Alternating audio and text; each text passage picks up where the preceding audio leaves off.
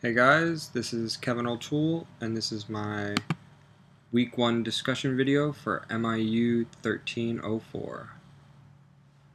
Reflecting back on last month's projects for Project 1 and Project 2. Project 1, I would say, I really didn't have too much trouble with. It was all just basic HTML. When it came to Project 2, my biggest problem was with my checkboxes. Trying to get the information to save from the checkboxes. I was trying to use for loops, and it just wasn't working. I ended up having to write an if statement for each checkbox just to get the information to save.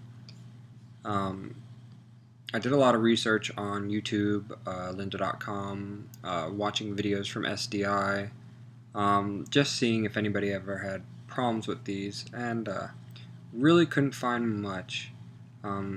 I was working with Chad. I would email him back and forth, and he would never give the answer.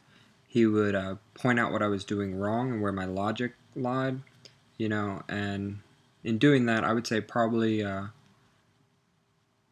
end of week 3, beginning of week 4 is when I actually had my aha moment. I was at work, and I would get ideas. I was like, you know what, I need to try this.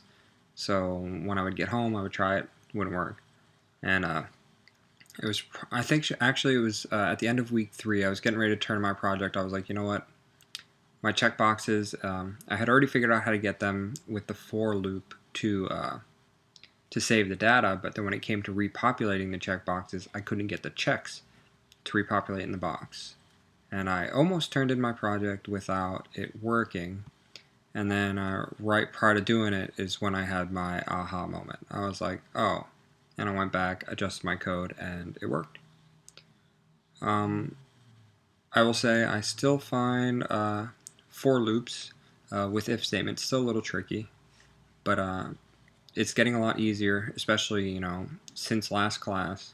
SDI, it was just, here's the code, I have no idea what I'm doing, I had never done it before, and we really weren't putting it to any practical use, but with VFW and putting it to actual use with our programs, it made a lot more sense.